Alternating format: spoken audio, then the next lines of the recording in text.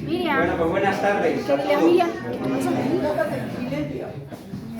Han pasado casi 2 años desde la última vez que nos reunimos para un acto parecido a este. Y en estos 2 años, pues hombre, ha nacido un nuevo niño. Yo tengo 3 hijos y dos libros que pueden decir que son hijos también, en cierto modo. Ante todo, pues eso, damos las gracias a todos los que estáis aquí ahora. Y un recuerdo para los que no pueden estar porque nos han abandonado en este periodo de tiempo, que alguno hay también del pueblo, ¿vale? Entonces, un recuerdo para ellos también. Y muchas gracias a todos por venir.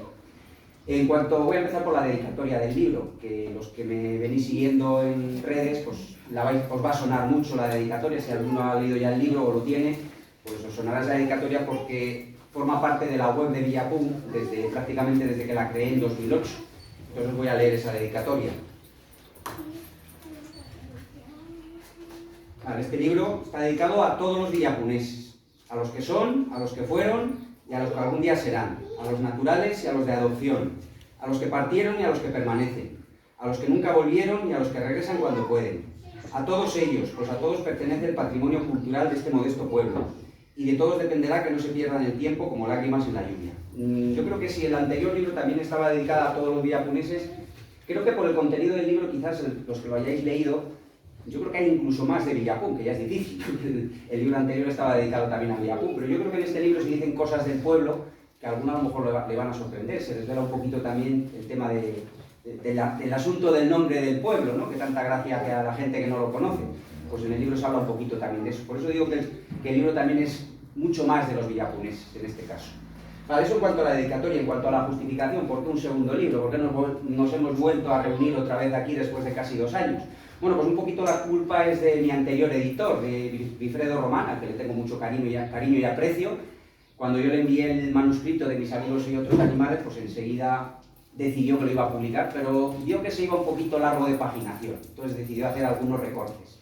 Y entre esos recortes pues cayeron 3 capítulos completos, ¿vale? 3 capítulos que yo en ese momento, pues para mí era, lo he dicho alguna vez, creo que lo digo en la introducción, era como decidir qué dedo me quitaba yo, qué 3 dedos me quitaba de la mano. Para mí eran también parte del libro, entonces yo decidí que eso no se podía perder, que de alguna manera lo tenía que recuperar.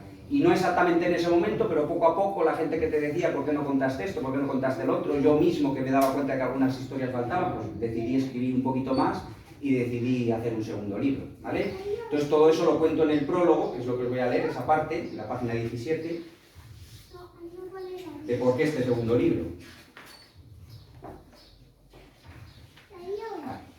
¿Era necesaria una continuación de las andanzas de un naturalista de pueblo? Eso me preguntaba yo nada más ver publicado mi primer libro, Mis amigos y otros animales.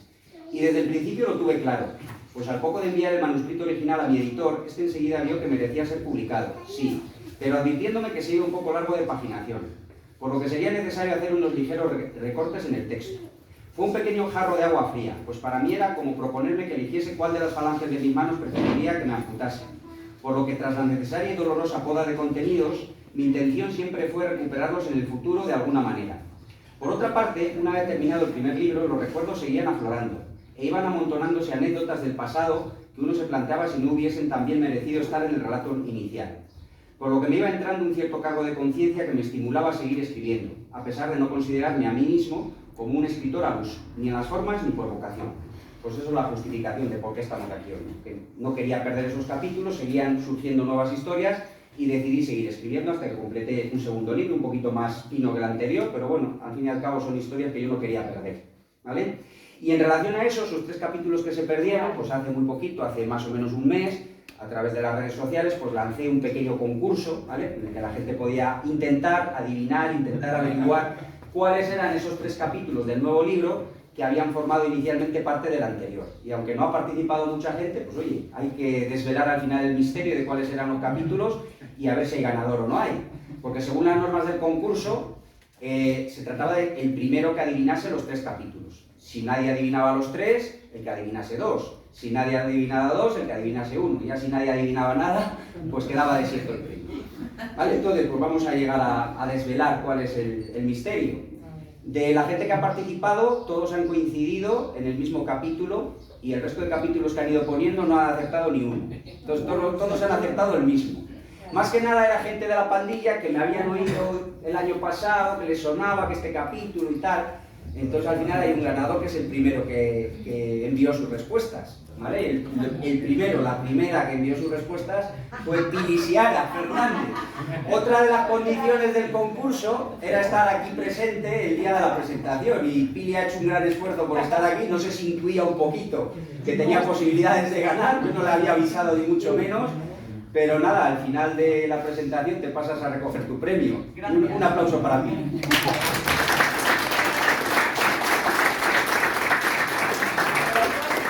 Por cierto, los capítulos, el que habéis acertado, todos los que participáis, era vamos a hacer una caseta, que ese estaba claro, y los otros dos son el ave del rey Salomón, que precisamente el ave del rey Salomón es también la bubilla. En este libro le dedico 2 capítulos a la bubilla, una es el ave del rey Salomón y otra es el canto del pepús, así que la bubilla es doble protagonista en el libro. Y el tercer capítulo era expediciones alrededor de mi pueblo, ¿vale? En el que también, en ese capítulo, a mí me dolió mucho que quedase fuera, porque sale mi madre, sale mi padre, salen algunos de mis tíos, en alguna expedición alrededor del pueblo, ¿vale? Entonces, esos capítulos se han recuperado. Pues esos eran los 3 capítulos, ¿vale?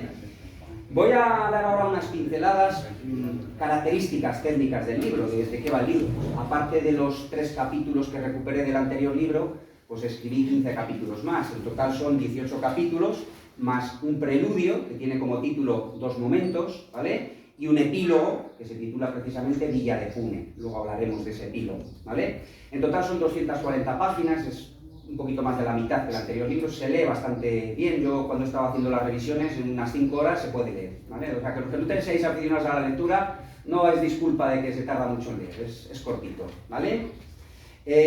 Al igual que el anterior, este también es un libro de personajes. Aquí hay muchos personajes del pueblo. Alguien diría que es un libro coral, ¿no? Como dicen por las películas, una película coral, pues este es un libro coral. Salen 185 personas, Mis amigos y otros animales salían 218. En el nuevo, de esas 185 personas, hay 77 que no salían en el anterior. Es decir, que si sumo los 2 libros, salen 295 personajes en total. No está nada mal para un pueblo como Villapún, que hoy en día tiene una población tan pequeñita. Lógicamente muchos de los personajes no están vivos ya, y otros son algunos de otros pueblos, lógicamente también, pero no está mal el número de personajes que salen. Otra parte que yo siempre destaco, tanto de este libro como del anterior, es el rescate del vocabulario de la zona, no solo de Villapún. Aunque muchas palabras, me decía esta mañana Amador, que muchas palabras cambian de Villapún a Santervaro, que cambia una pequeña letrita, pero no son exactamente iguales, a veces el significado tampoco es exactamente el mismo en un pueblo y en otro. Entonces yo he tratado de recuperar las palabras de Villapún. Entonces en este libro he rescatado 278 palabras o expresiones. Son incluso más que en el anterior. Armando me decía que se hacía un poquito pesado, ¿dónde está Armando? Se hacía un poquito pesado por el tema de las notas a pie de página. Claro, los que sois de la zona no os hace falta leer, podéis leer de corrido sin las notas a pie de página, pero el que es de otra zona le viene muy bien tener esas definiciones. De esas 278 palabras, hay 169 que eran nuevas para este libro. En el anterior, en Mis amigos y otros animales, eran 251. Si junto los 2 libros, salen en total 420 palabras. No está nada mal entre los 2 libros. También teniendo en cuenta que yo llevo recopilando palabras desde hace décadas. En la página web de Villapún hay un apartado de vocabulario típico de la zona, de Villapún y de otras zonas de aquí. Y ahí tengo recopiladas unas 1.300, 1.400. Si entre estos 2 libros he sacado 400 y pico, pues tampoco está nada mal. Es un porcentaje bastante bueno, ¿vale? Bueno, pero más allá de los fríos datos técnicos, que esto es un poco aburrido, voy a hablaros un poquito más del libro. Aunque no dejan de ser características técnicas, quisiera hablar un poquito también de la portada, ¿vale? Y de la contraportada, ¿vale? De las 2. Es muy curioso porque tanto la portada como la contraportada son 2 cuadros que yo tengo colgados en el salón de mi casa desde la contraportada desde 2003, 2004 más o menos, y la portada desde 2014. Yo los tengo allí colgados, nunca me imaginé que al final formarían parte de la portada de un libro. Bueno, nunca imaginé escribir un libro, pero ni mucho menos imaginé que utilizaría esos cuadros para ilustrar la portada y la contraportada. Voy a empezar por la contraportada, que aunque en el libro la imagen se reduce y no luce mucho, es un cuadro muy bonito. Es un cuadro que a nosotros nos gustó porque lo vimos en una exposición en Alicante que hubo de un pintor catalán, barcelonés, que se llama, no me sé el nombre, Andrés Balaguer. Yo no tenía título el cuadro, yo lo he titulado Paisaje primaveral con aldea, y si os fijáis bien, la imagen es muy parecida a Villapún, aunque no es Villapún, por supuesto, pero la imagen es muy parecida y muy evocadora. A mí me encantó desde que lo vimos, en grande luce muchísimo, Si tenéis ocasión de ver alguna de las imágenes que he colgado por internet, ampliadla porque es un cuadro muy bonito. Y ya os digo, lleva colgado en el salón de casa pues desde 2003 o 2004 más o menos, ¿no? Pues ahí está el cuadro. Este pintor no he vuelto a saber nada de él, he intentado indagar por internet si tiene exposiciones o si tiene algo, no he vuelto a localizar nada. Tenía muchos cuadros de ese estilo cuando vimos nosotros la exposición, ¿vale? Y el segundo cuadro, que es el de la portada, El canto del Pepús, para mí es más emotivo todavía y más cercano a nosotros, más cercano a Villapun. Y tiene una historia. También está colgado en el salón de casa desde el año 2014, ahora hace 10 años justo. Esta historia viene, pues eso, del año 2014. Un día me escribió un señor diciendo que había visto la web de Villapun, le había gustado mucho, y me empezó a contar que él había trabajado en la zona, en el servicio de concentración parcelaria. El señor se llama... Pues no me sé el nombre, lo sé, pero ahora no me acuerdo. Juan Samper Lupión. Me contó que había trabajado en el servicio de concentración parcelaria y que había pasado mucho por Villapun cuando iba hacia Villota y hacia San Andrés. Si veis alguna imagen de él, en internet hay alguna imagen, creo que he colgado yo alguno quizás os suene, porque alguna vez pasaba hacia la Torreta también. Armando me dice que le llamábamos el guarda. Él no era guarda, era ingeniero agrónomo, pero bueno, estaba con los guardas y pensábamos que era el guarda, ¿vale? Entonces él me contó eso, que había visto la página web, que le había gustado mucho, que le traía recuerdos de la época en la que él había trabajado por la zona. Cuando él contactó conmigo ya estaba jubilado, y le había gustado una imagen que aparece en el vocabulario de la página de Villapun, ¿vale? Una imagen, precisamente, yo cada letra la tengo ilustrada con una foto, y la letra P precisamente es el Pepús, no este, ¿vale? Es una imagen de una fotografía que yo había encontrado por internet y le había gustado mucho. Yo le dije que en Villapun le llamábamos Pepús, él me dijo que le había gustado mucho, que si yo se la podía mandar, a lo mejor él no sabía descargarla de la web, pero bueno, en el caso que yo se la mandé, porque me dijo que era pintor y que quería hacer un cuadro. El caso que quedó ahí la cosa, le dije, bueno, si haces un cuadro, cuando lo tengas, mándame una imagen para ver cómo te ha quedado. Esto fue en agosto, creo, de 2014, y a los pocos meses, yo no pensé que lo hiciese tan rápido, en noviembre me vuelve a escribir, me dice que ya tiene el cuadro, y me manda una imagen preciosa, que es la que veis aquí. Y nada, él me dijo, bueno, si te gusta, te lo regalo. Bueno, ¿cómo vas a regalar un cuadro? No puedes ir. No, si te gusta, te lo regalo. Yo le decía que no era posible, que se lo tendría que pagar. Dice, no, mira, si te va a dar apuro que te lo regale, te lo voy a cobrar. Le voy a poner el precio. Y el precio que le voy a poner es un café y una conversación cuando nos veamos por Palencia. Porque este señor es de Almería, pero vivía en Palencia en esa época. Digo, bueno, le dije, bueno, ¿qué menos por lo menos que te pague los gastos de envío? Bueno, no hay problema, no, subo el precio. Un café y una copa, cuando nos veamos. Ahí quedó la cosa, me envió el cuadro y por unas cosas o por otras, o él estaba en Almería o yo no podía, al final nunca contacté con él. Y me ha dado mucho apuro, me ha dado mucha lástima, porque ahora a raíz de haber utilizado este cuadro para la portada, pues yo he intentado contactar con él, porque yo tenía su teléfono y el teléfono ya no da señal. En la página de Facebook que él tenía está inactiva desde 2017. Los contactos que tiene, algunos que tenían apellidos como él, pues les he preguntado y no he recibido respuesta, por lo cual me temo que este señor habrá fallecido ya. Entonces desde aquí mi pequeño homenaje a este hombre que fue tan generoso conmigo y que me regaló el cuadro que tengo en primer lugar colgado en el salón de mi casa y en segundo lugar que he utilizado para la portada del libro. En cuanto a la portada, pues desde el principio que tuve claro cuál iba a ser el título del libro, también tuve claro cuál iba a ser la portada. Y en este caso no hubo ningún tipo de polémica, porque cuando yo publiqué mi primer libro, Mis amigos y otros animales, no sé si algunos conocéis la historia, yo quise utilizar otra portada distinta a esta. Este título, Mis amigos y otros animales, es un homenaje al libro de Gerald Darrell, Mi familia y otros animales. La edición que yo leí en los años 80 era un bote de vidrio con una rana en el interior, una rana metálica, ¿no? Los naturalistas muchas veces cogemos bichos y los metemos, entonces era una evocación de esas cosas que hacemos los naturalistas. Entonces yo como homenaje a ese libro que a mí me marcó mucho en mi adolescencia, quise poner una imagen de un bote de vidrio, también con una tapa de papel agujereada, y dentro de una rana había un clic de Famóvil que representaba un naturalista. En realidad representa al autor del libro que está atrapado, yo creo que en su propio pueblo, que es donde me gusta estar a mí, estoy atrapado y con mucho gusto en Villapun. Esa fue la imagen y yo la tengo, yo compré un clic, le metí en un botecito, hice la foto. El editor, Wilfredo, cuando la vio ya empezó a dudar, no le gustaba mucho, empezó a pensar de si había temas de derechos de autor y demás.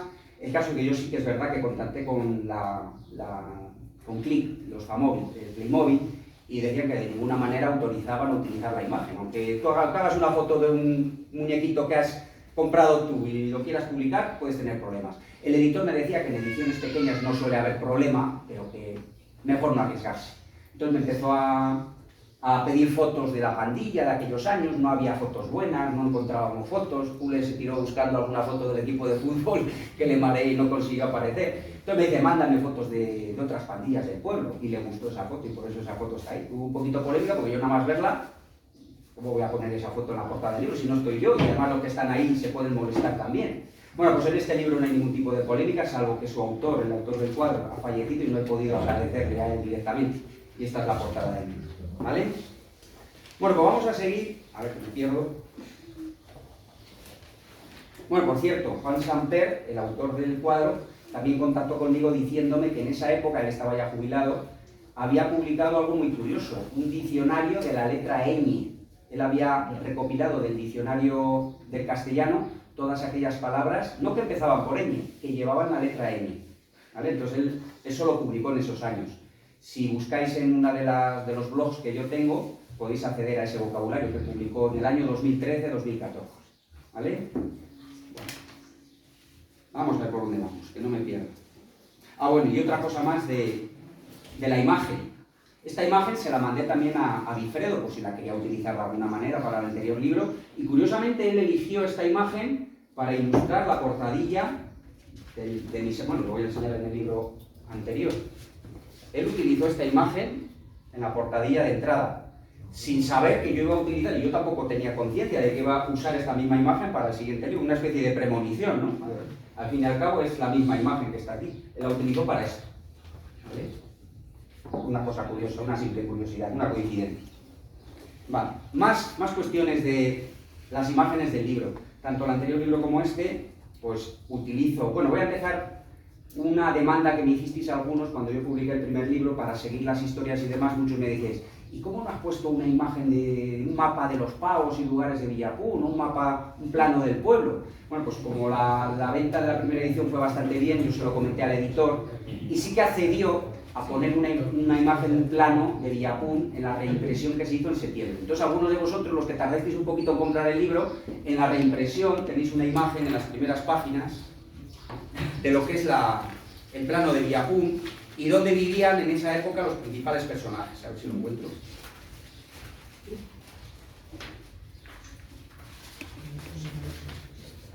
Igual este es primera edición. Ah, no, está aquí. Esta imagen, ¿vale? Esta se incorporó en la reimpresión porque quedaba una página en blanco, pero claro, meter otras dos páginas para el plano del pueblo, pues el editor no lo consideró oportuno. Entonces, ese plano de Villapún se quedó fuera. Pero yo ahora, en el canto del Pepús, he recuperado los dos planos. El plano de pagos y lugares, que lo tenéis ahí, ¿vale? Y el plano de Villapún, ¿vale? Entonces esto viene muy bien, sobre todo el de pagos y lugares, pues a todos los que conocéis algunos de los términos de Villapún, para saber dónde se ubicaba cada una de las historias, por dónde nos movíamos la pandilla de chiritos. Y el plano del pueblo, pues para saber dónde estaba la casa de cada uno de nosotros, ¿vale? Entonces, en cuanto a las imágenes, esas son las dos incorporaciones que he hecho en este libro. Luego, al igual que el anterior, en las páginas iniciales he utilizado el mismo sistema de utilizar algunos de los dibujos de los antiguos cuadernos de campo. Hay una imagen al principio y otra imagen al final. Estas imágenes son de mis cuadernos de campo, de cuando yo iba por ahí con un lápiz y una goma, iba haciendo bocetos en el campo, y luego en casa, en Valladolid sobre todo, pues hacía mi cuaderno de campo más elaborado. Lo que el Cibu llamaba el cuaderno de ciudad, porque realmente tenía razón, lo hacía en la ciudad, ¿vale? Y al final apareció. Y luego cada uno de los capítulos, al inicio, también va ilustrado con o bien dibujos de los cuadernos de campo, como es este caso, aunque la diferencia con el libro anterior es que en este libro gran parte de las imágenes las he hecho nuevas, es profeso para este libro. En concreto la verdad que estoy orgulloso de algunas de las imágenes porque me gustan. Por ejemplo, el capítulo Resguilando, que es Gerundio, la página 63, es la imagen de un chiquito, que puedo ser yo o cualquiera de los chicos de la pandilla, resguilando a un árbol, ¿vale? O, por ejemplo, el capítulo Agua que no es de beber, o sí, en la página 99, en el que la imagen es una de las fuentes más características de Villapún, la fuente del canto, como era su aspecto original, cuando todavía no tenía la tapa encima, y que todos los chiquitos lo asimilamos como si fuese un ring de boxeo. Nos imaginamos de combate de boxeo imposibles porque caeríamos al agua, pero ahí está dibujada la fuente del canto. O el capítulo del aprendiz de aventurero, en la página 51, en el que represento pues uno de los pagos más singulares de Villapun. Esta zona no sé si alguien la reconoce. Aquí se ven chiquititos y ampliéis la imagen, si veis alguna imagen de internet, es la zona de la Cueza, ¿vale? De la Cueza de Villapun, ¿vale? Cuando lleva agua. Otro capítulo que tiene una imagen chula, yo creo que quedó bien, es el capítulo de Tito. Una de las cosas que identificaban a Tito en aquella época era la bicicleta, la motoreta, ¿vale? Que nos decía que tenía manetas de moto, como era, pedales de moto, sillín de moto, fardaba de eso. Y le decíamos todos, sí, pero pesará mogollón esa bicicleta. Pues yo creo que también ha quedado chula la bici de Tito.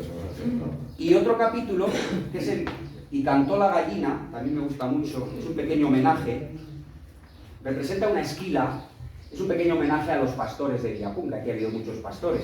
Yo no lo sé si en Villapun se hacía eso de grabar las iniciales en las esquilas, Ampelio, se grababan iniciales. Yo lo he querido hacer como homenaje también a una de las familias del pueblo, que también sale en este capítulo, que es la familia de Asterio. Entonces le he puesto una A y una N como homenaje a esa familia de villapuneses, la familia de Asterio Nicolás. Aunque me imagino que no se grabase en las esquilas, pero no pasa nada, es un pequeño homenaje a esa familia. Vale, y otro, ya termino casi con ello, bueno, el canto del Pepús, también me gusta la imagen como ha quedado, que representa una bubilla, tiene que ver con la historia que se cuenta, luego hablaré de ello, una bubilla y una braga de Pepús, la bubilla volando hacia la braga de Pepús, luego hablaremos de ello. Y también, ya termino, en el capítulo Vida de Pueblo, pues una de las aficiones que hemos recuperado en los últimos años, que es el juego de los bolos, y aquí represento a un ilustre villapunés que creo que podréis reconocer fácilmente. Si alguien tiene el libro por ahí, buscad en la página 203, a ver los de atrás. ¿Quién es este señor? Yo creo que es muy característico. Nadie lo reconoce. Miguel, acércate. Acércate a ver si estás por ahí. Esa gorra es muy característica de Miguel. Y esa pose tirando los bolos. Por cierto, Miguel, ¿cómo has quedado? Nada, te ha ganado Rubén. Bueno, ¿qué se le va a hacer? Pues nada, me gusta mucho este dibujo también y es un homenaje a todos los de Villapun, a los que estáis aquí todo el año. Sois los que os merecéis el homenaje que yo intento hacer a los villapuneses. A todos, pero particularmente a los que estáis aquí todo el año. Vale, pues más allá de los datos técnicos, de los dibujos y demás, ¿de qué va el libro? Pues al igual que el anterior, el eje vertebrador son las aventuras de la pandilla de chiquitos. Empiezan los años 70, porque yo nací en el 70, pero la pandilla fundamentalmente son los años 80, un poquito de los 90, pues sigue habiendo aventuras de ese tipo, y algunas de ellas yo creo que no desmerecen a las que salieron en el anterior libro. Entonces os voy a leer alguna de ellas, como por ejemplo la del capítulo Vamos a hacer una caseta.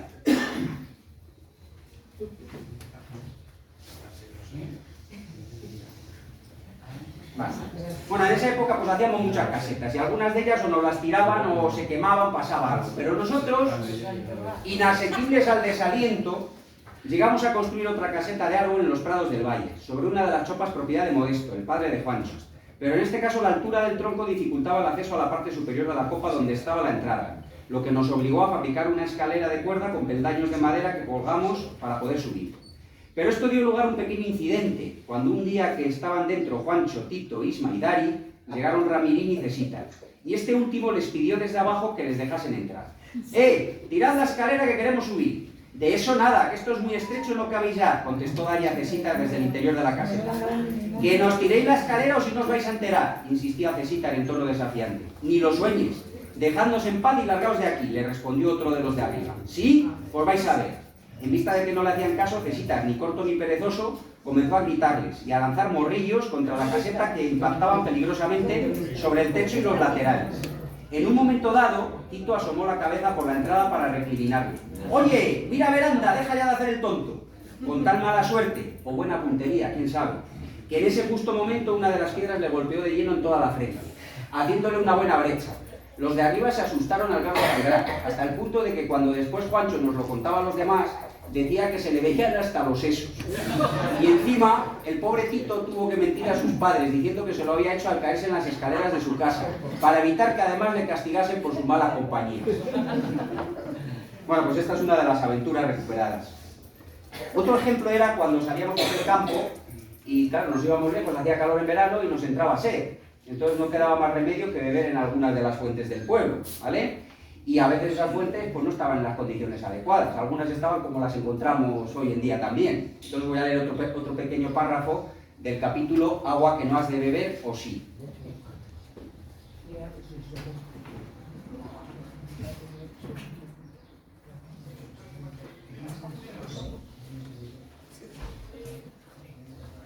Vale, pero no éramos nosotros los únicos usuarios de las fuentes, pues eran destino habitual también de los pastores con sus rebaños de ovejas, por lo que había que andar muy atentos y si el rebaño llegaba antes, el agua de la fuente siempre solía quedar enturbiada de lodo, por mucho que el pastor pusiera cuidado en que ningún animal bebiera de ella, y era preciso esperar un largo rato hasta que el agua se aclarase de nuevo.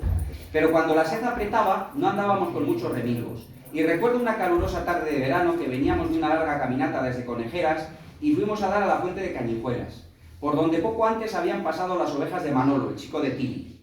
Estábamos agotados y con una sed terrible, y fue el Cigu el primero en llegar a la fuente, encontrándose con un panorama inesperado. «Joder, pero mira cómo han dejado el agua a las ovejas de Manolo», dijo con voz apenada. «Aquí no hay quien beba de lo sucio que está. ¡Buf! Con la sed que traemos y el calor que hace y ahora sin beber hasta el pueblo», comenté yo abatido. «Pues yo me muero de sed y no aguanto hasta casa», decía Jule, mientras intentaba apartar con la mano la suciedad superficial, dispuesto a tomar agua como fuese. «¿Pero qué haces? ¿Tú estás loco? Que te vas a tragar toda la mierda del agua, no se te ocurra beber, que te va a entrar algo malo», intentaba yo convencerle. Pero Jule no se conformaba, y se le ocurrió la genial idea de filtrar el agua con la gorra de tela que llevaba puesto, sumergiéndola en la fuente y elevándola para absorber las gotas, algo menos turbias, que escurrían por abajo. «Así queda limpia, y qué buena está. Probad, probad». Y como la cosa aparentemente funcionaba bien, los demás le imitamos, ignorantes de la vida microscópica que debía rebullir en el líquido que bebíamos. Pero yo no fui consciente de ello hasta que unas horas después me dio un fuerte torzón en el vientre y empecé a notar los primeros síntomas del desagradable andancio que tuve que padecer durante toda la noche, hasta que finalmente revomité.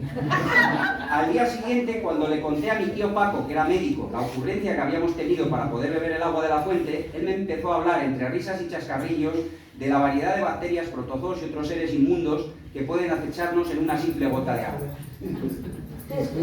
Genial idea de Otro de los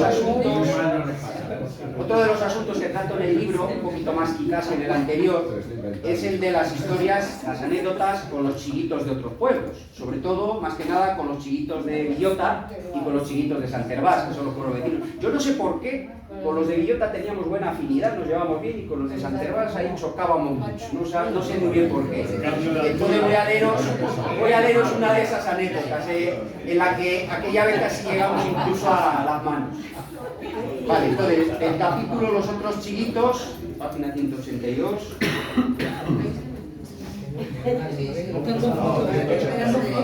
182.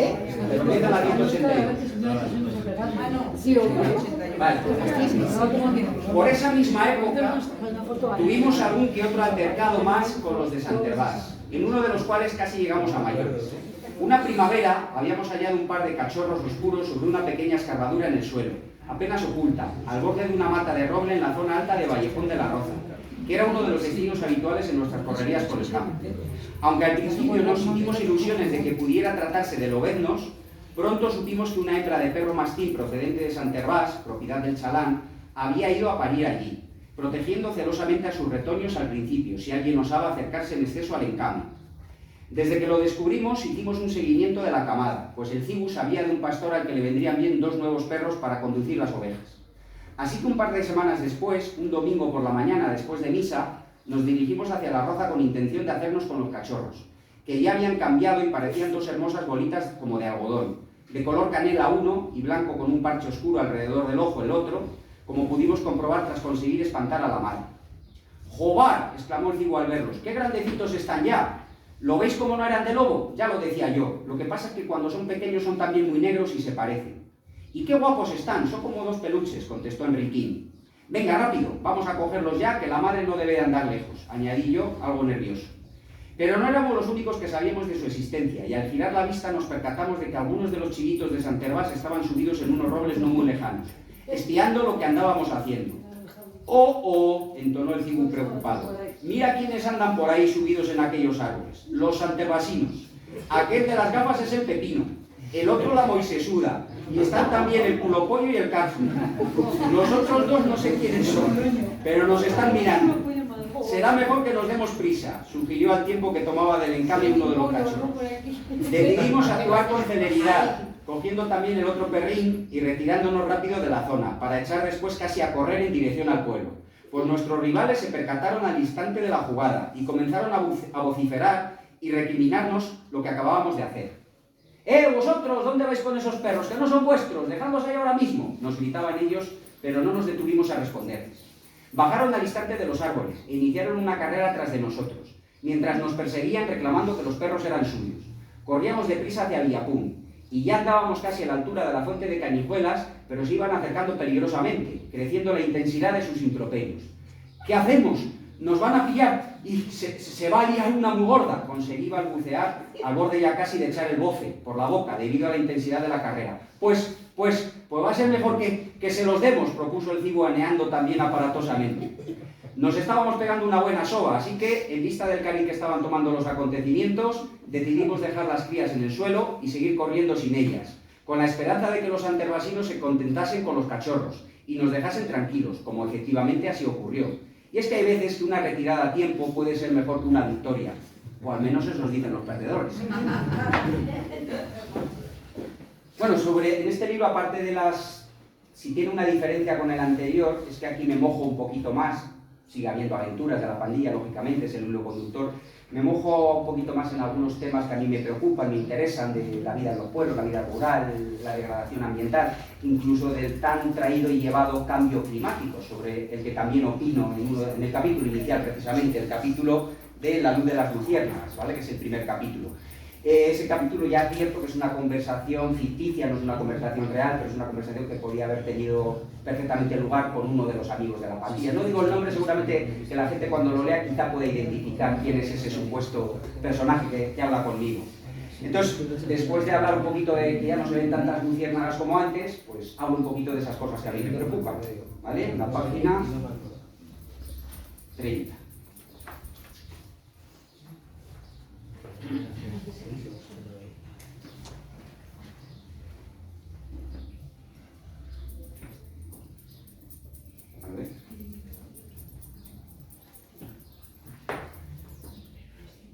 Vale, pues eso, hablando un poquito de las luciernas, que ya no se ven muchas, pues mi interlocutor dice: yo ya hace bastante que no veo una, se han hecho muy raras, antes en julio y agosto había noches que lucían unas cuantas a la vez, pero hoy ya casi no quedan, no solo por esta zona, sino en otros muchos lugares también han ido desapareciendo, y me contesta mi amigo. ¿Y eso por qué habrá sido? Bueno, es lo de siempre, un cúmulo de factores, la transformación del medio, la eliminación de vegetación natural, la contaminación lumínica por las noches, pues parece ser que los machos se ven atraídos hacia ciertas luces artificiales. Y los pesticidas, claro, eso quizás haya sido lo más importante. Las fases juveniles de la luciérnaga son depredadores muy voraces, se alimentan fundamentalmente de caracoles y se han usado muchos herbicidas para eliminarlos en las huertas. Y los insecticidas posiblemente también hayan hecho mucho daño.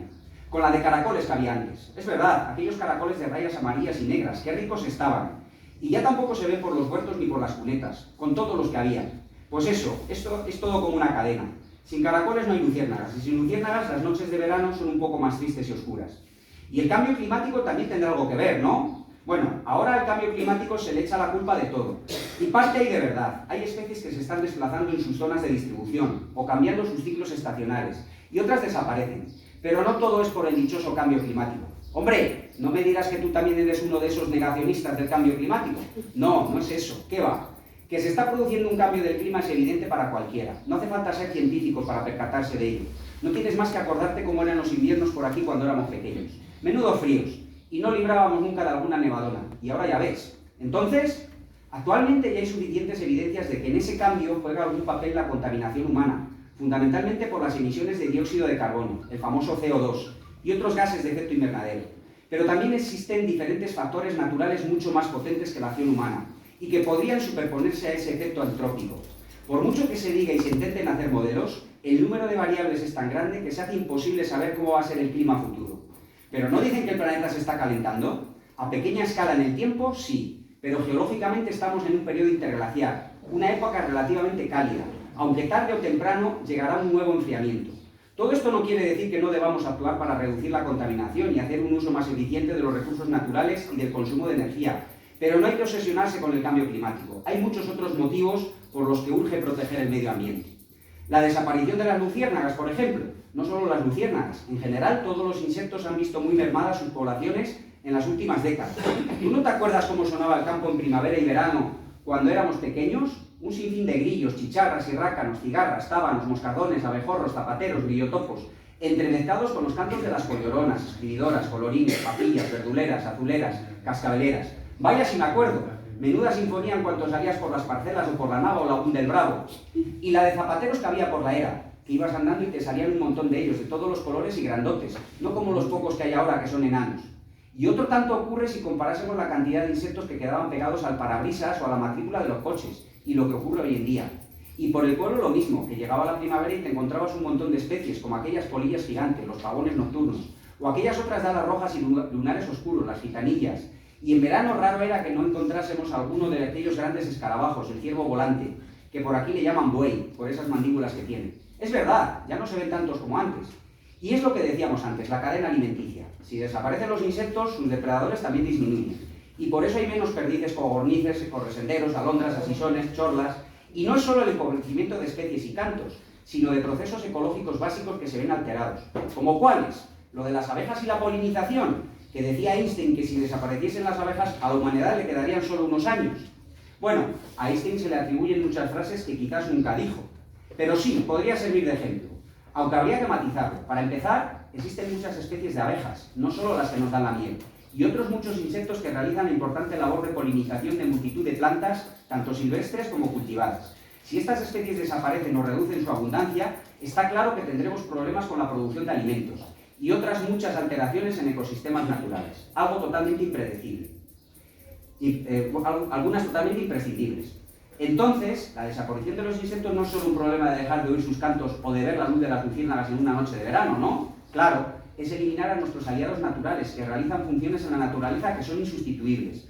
Bueno, ahora hablo de otro ejemplo, que es el de los escarabajos peloteros. Sigue poniendo el ejemplo de la desaparición, que ya no se ven tantos como antes. Pues esto es en cuanto a problemas medioambientales que a mí me preocupan. Vale, y sobre el nombre del pueblo, como os he dicho antes, hay un epílogo que se titula Villa de Pune. En este epílogo final tiene como dos partes. Hay una primera parte en que me he atrevido incluso a hacer un poquito de relato de novela histórica, que yo nunca había tratado, y en el que hablo del documento que he querido recrear ese momento, del documento más antiguo que existe sobre Villapún, que es del año 1053. Pero no os voy a desvelar esa historia, os invito a que la leáis vosotros. Lo que sí que os voy a leer sin hacer spoiler, porque os voy a leer la parte final del libro. Digo sin hacer spoiler porque estos dos libros se pueden leer los capítulos completamente independientes, entonces no creo que nadie me acuse de hacer spoiler por leeros la parte final del libro. También advierto que, como ocurre con el capítulo de las luciérnagas, la conversación que os voy a leer de algunas personas que estáis aquí nunca se ha producido en realidad, pero es perfectamente verosímil, ¿vale? Pues os voy a leer la parte final, que es el final del libro, de Villa de Pune. Bueno, la historia que contaba antes era la del año 1053 y la historia sigue. Casi 1000 años después de estos hechos, tiempo actual, en una agradable tarde de verano, me encuentro con algunos paisanos departiendo sobre diversos asuntos, tranquilamente sentados en los bancos de la plaza de Villapún, en lo que conocemos como la Moncloa, cuando un viejo Peugeot 205 blanco entra lentamente por la calle principal desde la carretera y se detiene al lado de la iglesia, donde queda aparcado el vehículo.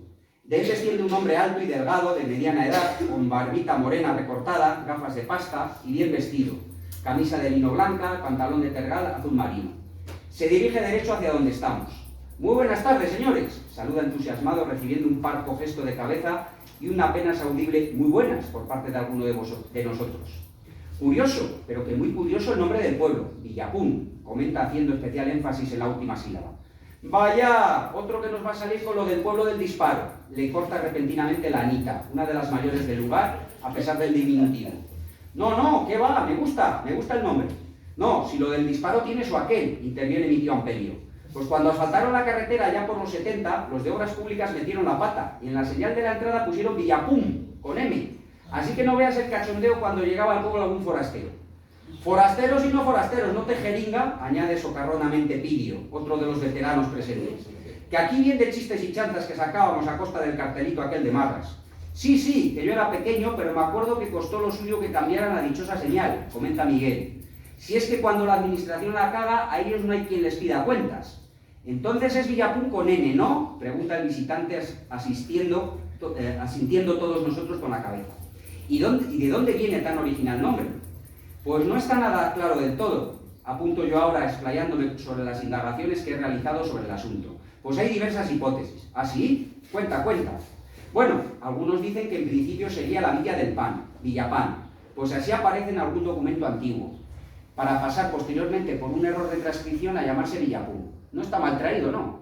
También se ha dicho que si viene de Villa Punicus, de la época de las guerras púnicas en la antigua Cartago, pero no hay ninguna prueba que lo apoye. Interesante idea, pero poco probable, ¿no? Eso pienso yo. Otros dicen que si el nombre original sería Villangut o Villarón, derivado del arón, que es una planta espinosa, el cambrón, aunque tampoco lo veo muy probable. ¿Y tú qué piensas? ¿De dónde crees entonces que vendría el nombre de Villapun? Bueno, quizá lo más seguro es que se trate del nombre de un repoblador, de después de la Reconquista, un tal Pune, Ipune, Eipun o Punius. Y aquí sí que hay algún registro antiguo que lo pudiera avalar. ¿Sí? Sí, hay un documento del monasterio de Sagún, del siglo XI, creo recordar, en el que se hace donación de una viña en territorio de Villapune y Gormaz. Gromaz, me corrige mi tío, se llama Gromaz. Ese pago está muy cerca de la Varga y ahí dicen que en tiempos hubo otro pueblo. Pues sí, los orígenes de Villapun deben estar por allí. Y es posible, ¿por qué no?, que el repoblador fuese ese Pune, un mozárabe procedente de Gormaz, que es un pueblo de Soria. Pues los que ocupaban estas tierras venían del norte, de Asturias, Navarra o por ahí, o de los territorios reconquistados del sur. Y este podría ser el caso, quizás. Pues es muy buena hipótesis, sí, señala nuestro interlocutor. Y desde el siglo XI, nada menos. Debéis sentiros muy orgullosos de ser de un pueblo con tanta historia detrás. ¡Ay, sí! Pero ahora ya no, esto se acaba, comenta Anita, pesimista. Que no, mujer, peores épocas que esta habrá superado el pueblo desde hace 1000 años.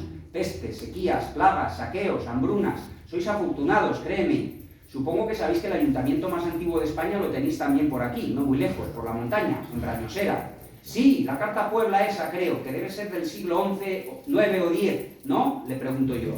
Para ser exactos, del año 824, ahí es nada. Ya ha llovido, ¿eh? Y la iglesia en pie más antigua también es palentina. ¡Hombre! San Juan de Baños, interrumpe Ampelio, como para no saberlo. Y bien bonita que es. Esa está en Baños de Cerrato. Efectivamente, una iglesia de tiempo de los visigodos, allá por el siglo VII. Sí que tenéis unas cuantas reliquias por aquí, sí. Como la Villa Romana de la Olmeda, una joya del siglo IV, aquí al lado, en Pedrosa de la Vega, y la primera universidad del país, la de Palencia también. ¿Pero cuánto sabe este hombre?, comenta Anita. ¿Y qué le trae por aquí a usted?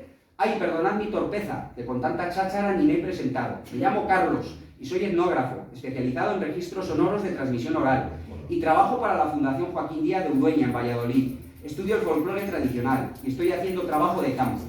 ¿Que ha dicho que es qué? Inquiere Pidio acercando la oreja hacia Ampelio. Etnógrafo, le aclara este pacientemente y en voz baja. Uno de esos que estudia las cosas de antes. Había pensado que por aquí podríais informarme de tradiciones, cánticos antiguos, romances, coplas, dichos, celebraciones, aperos, no sé, todo eso. Uy, pues has venido a buen sitio, dice Miguel. Siéntate con nosotros un rato, que te vamos a contar. Y tengo que agradecer a Carlos, que ha tenido la deferencia de estar aquí presente con nosotros, que algunos lo conocéis porque el año pasado efectivamente estuvo por el pueblo haciendo un poquito de trabajo de campo, aunque creo que en Sant Hervás has encontrado más nicho, ¿no, Justi? Ahí has encontrado buen material. El invierno y me alegro que te haya ido bien. Pues muchas gracias por estar aquí, Carlos. Gracias a ti. Vale, y vamos a ir terminando. ¿Y con qué vamos a terminar? No voy a poner música esta vez, no os preocupéis. Ya bastante turra aquí la otra vez. Pero la música de esa época, los que están poniendo ahí ahora en la plaza, no tiene nada que ver. El canto del Pepús. ¿Qué es el canto del Pepús? El Pepús todos sabéis quién es esta ave tan bonita, la budilla, que a mí me encanta, que desde pequeño yo la seguía por los molederos, la seguía por los tejados, buscaba los nidos. Hablo de ello en ese capítulo, lógicamente. Tanto en Mis amigos y otros animales como en el canto del Pepús, aparte de las historias, las aventuras, de recuperar vocabulario y todas esas cosas, a mí me ha gustado también recuperar algunos cuentos. No hay muchos, pero sí que hay algunos. Por ejemplo, en Mis amigos y otros animales está el cuento de Alcaraván comí, que nos contaba mi madre de pequeños, ¿vale? Alcaraván comía, otro tonto fue que no a mí. También cuento un cuento que nos leía mi hermana María en un libro gordo que teníamos de cuentos que se llamaba El muñeco de barro, el cuento de Ailalá, eso en el anterior libro. Y en este también hay dos cuentos tradicionales. Uno es precisamente el de El ave del rey Salomón, que está basado en una leyenda árabe, ¿vale? No es de aquí, pero bueno, es un cuento que a mí me gusta y tiene a la uvilla como protagonista, al pepús. Y también el cuento del gallo Quirico, que nos contaba mamá de pequeños, que se fue a la boda de su tío Juan Perico. Bueno, pues en este libro, aparte de recuperar esos cuentos tradicionales, he querido también yo hacer una pequeña aportación y un pequeño homenaje también al pueblo, y he inventado yo un cuento. ¿Y qué cuento he inventado? Pues un cuento en el que son protagonistas, prácticamente el pepús, y algunas otras aves del pueblo, y algunas también de las plantas más singulares de Villapún, con los nombres que les damos aquí. Y ese es el cuento que os voy a leer para terminar ya con la sesión de hoy, ¿vale? El canto del pepús. Vamos a ver qué página está. 170. No pasa nada. Yo me conformo con que leáis el libro. A mí no lo hago por dinero, ni mucho menos. Me da exactamente igual eso. Y yo con que leáis el libro y os guste, me doy por pagado y por satisfecho.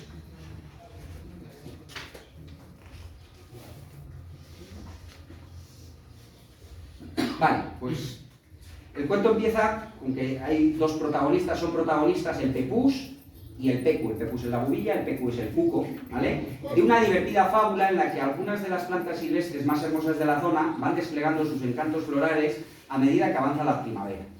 Pues resulta que un año, al retorno de su periplo africano, allá por el mes de marzo, la hembra del pepús, que cría habitualmente en algunos de los tejados de Villapún, fue a visitar a su mejor amiga, la cocotona. La cocotona es la cobujada, quien se encontraba a las afueras de uno de los corrales de ovejas del pueblo, dándose uno de sus habituales baños de polvo. Nada más verse y saludarse, la cocotona, de tonos terrosos y con su característico moño más erizado que nunca por la excitación, le anunció la buena nueva de las próximas nupcias que celebraría mediado el mes de mayo, y el deseo de que su amiga ejerciese de dama de honor. Se puso muy contenta la señora Pepús al recibir tal honor, pero pronto la entraron dudas acerca de la vestimenta que debiera portar para adornar su precioso plumaje en tan señalado acontecimiento, por lo que decidió acudir al Robledal de la Roza para pedir consejo a su compadre el Pecu, recién llegado también de África, tras un peligroso viaje cruzando desiertos, mares y cordilleras. ¡Ay, amigo, qué dilema más grande que tengo!, se lamentaba tras contarle la propuesta de la cocotona. Desearía portar algún adorno distintivo de estos campos y montes, pero que no desentonase con mi corona real ni con mi elegancia natural. Y como tú conoces muy bien estos prados y arboledas, he pensado que podrías ayudarme. No te preocupes, amiga Pepús, respondió animado el Pecu, que es tiempo de que comiencen a florecer las más delicadas y bellas plantas de estos campos, y yo estaré bien atento y te avisaré repitiendo 3 veces mi armonioso canto cada vez que encuentre alguna que te pueda servir. Tú no tienes más que responder y acudir a la llamada. Y así quedaron, y unos días después se oyó la señal convenida, Pecu, Pecu, Pecu, respondiendo animosa la señora Pepús, pu, pu, pu, pu, pu, pu, pu, pu, pu, pu, que se disponía a acudir rauda a la cita. Pero no había sido la única que había escuchado la llamada, ya que al momento sonó otro canto familiar. O lo llevo yo, o lo traigo aquí, pues la envidiosa oropéndola algo se barruntaba y se presentó también ante los dominios del Pecu. ¿Pero qué hace esta aquí si nadie la ha convidado?, se quejaba la Pepús al presentarse ante el Pecu, donde ya había llegado también la oropéndola. ¡Fusga de aquí, socandaja! ¿Y quién eres tú para decidir quién puede o no acudir a los bosques cuando tú misma medras entre las moradas de nuestros enemigos los hombres?, respondió desafiante la oropéndola, que siempre había tenido una gran rivalidad, no exenta de cierta envidia con los pepuses. «Buen amigo Pecu, ¿qué puedes ofrecerme?», preguntó la señora Pepús indiferente ante la provocación. «Pues mira lo que hay por ahí. En las umbrías ya estaban floreciendo algunas violetas, que tienen un aroma delicioso, y creo que pueden ser de tu gusto. Pero son muy pequeñas y no harán juego con mis hábitos. Pues yo creo que deberías llevarlas, y así además disimularías tus sospechosos efluvios», se entrometió la oropéndola. «¿Qué estás insinuando tú, meticona?», replicó ofendida la señora Pepús. «Yo, nada, nada», contestó con tono irónico. «Solo lo que cuentan por ahí, que si tus cubículos son poco higiénicos, que si no aseas a tus hijos, que hasta los hombres dicen para referirse a algo apestoso que huele a sarna de Pepús. Yo nada digo al respecto, pero... ¡Calla, calla, envidiosa! Me voy de aquí, amigo Pecu, que estas flores no me valen», se despidió indignada la señora Pepús, pero cogiendo con disimulo unas cuantas violetas que escondió entre sus plumas. Al cabo de unos días volvía a oírse el reclamo del Pecu desde los prados del valle, asistiendo de nuevo la señora Pepús y la vanidosa oropéndola. «¿Qué hay de nuevas, compadre?», se interesó la futura madrina. «Por aquí por los prados comienzan a estar en sazón los botones de oro, que creo pueden servir como brillantes alhajas para tus vestidos. Son hermosos, sí, pero no sé si... Hermosos, dice, interrumpió la oropéndola con sarcasmo. ¿No pretenderás comparar esos simples avalorios con mi áureo plumaje? No podías tú estarte callada, no, respondió la Pepús, a la que se le quitaron las ganas de usar esas flores. Mira a ver si me encuentras algo mejor, añadió dirigiéndose ahora al Pecu. Con que en la siguiente ocasión ofreció el Pecu a la Pepús las campanillas, que también proliferaban ahora en abundancia por los prados y los claros del bosque. Pero ¿cómo pretendes que adorne mi preciada corona con esas vulgares florecillas? Ni hablar, que fue un regalo del mismísimo rey Salomón y tiene que lucir esplendorosa sin ninguna alamada. Bueno, que tú no mereces portar la corona del sabio rey. A mí sí que me vendría bien a juego con mi adorado vestido, reclamó la oropéndola. Ni lo sueñes, envidiosa, contestó desplegando su reluciente cresta para provocar aún más a la envidia de su enemiga. Y salió volando hacia el pueblo. Ya avanzado el mes de abril, se presentó de nuevo la hembra del Pepús ante el reclamo del Pecu, pero en esta ocasión la oropéndola acudió acompañada también de sus amigos el relinchón y la pigaza, a quienes había prometido risas aseguradas. Creo que esta vez no podrás rechazar la planta que te propongo, comenzó el Pecu, dirigiéndose a su amiga. Pues sus flores son las más hermosas del Robledal. Ven, acércate y mira. Pues sí que son bonitas, con esos pétalos grandes y rosas, y esos diamantes dorados que albergan en su interior. Creo que esta vez se has acertado, y podré adornar mis ajedrezadas alas con tan bellas flores. ¿Cómo se llama? Jijijijijijijijijiji, interrumpió el relinchón, con su risa sarcástica de quino demente. Pues ¿no son esas las flores de perro, amiga oropéndola? Me da a mí que sí. Ja, intervino también la pigaza, con su característico carcajeo áspero. Ya estaba más que harta de tantas burlas la señora Pepús, por lo que salió volando indignada, y le dijo al Pecu que la siguiese para decirle, sin que las otras aves se enterasen, que la próxima vez que tuvieran que verse, intercambiarían sus reclamos, para de esta manera desorientar a su enemiga la oropéndola. Y en esas quedaron, pero pasaban los días y comenzaba a impacientarse la señora Pepús, cuando una mañana, ya a principios de mayo, oyó la señal convenida. Cu, sonaba raro esta vez el canto del Pecu, pero entendió el significado del Pepús y respondió al instante, Pepu, Pepu, Pepu, acudiendo rápida a la cita con el Pecu, librándose esta vez por fin de la fisgulita de la oropéndola. Me temo, amiga Pepús, que esta vez no he hallado nada digno de tu interés, y me parece que no vas a poder llevar ningún adorno de estos campos para las bodas de la Cocotoro. ¿Cómo que no? ¿Y todas esas preciosas flores que ahora crecen por el sotobosque del Robledal? ¿Cuáles? Ah, te refieres a las primaveras. Pues no te las había mostrado porque me parecían demasiado vulgares para ti. Además, solo podrías portarlas como pololos para tus delicados muslos y nadie podría distinguirlas bajo tu bello plumaje. ¿Y eso qué importa? Pero si son bellísimas y perfectas para mí, voy a probármelas. Y de esta manera la señora Pepús se calzó las flores y le gustaban tan bien que decidió portarlas, no solo en la celebración a la que había sido invitada, sino también de continuo. Y es por ello que desde entonces a estas plantas tan características de la primavera se las conoce en Villapún como bragas de Pepús. Este es el cuento del canto de Pepús. Y ya hemos terminado.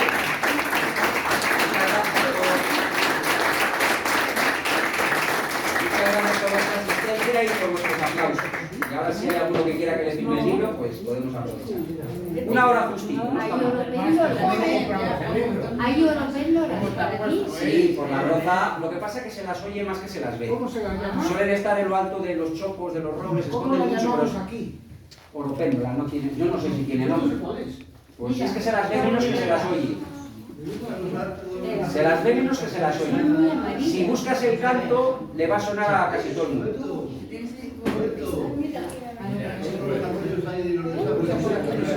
No te oigo.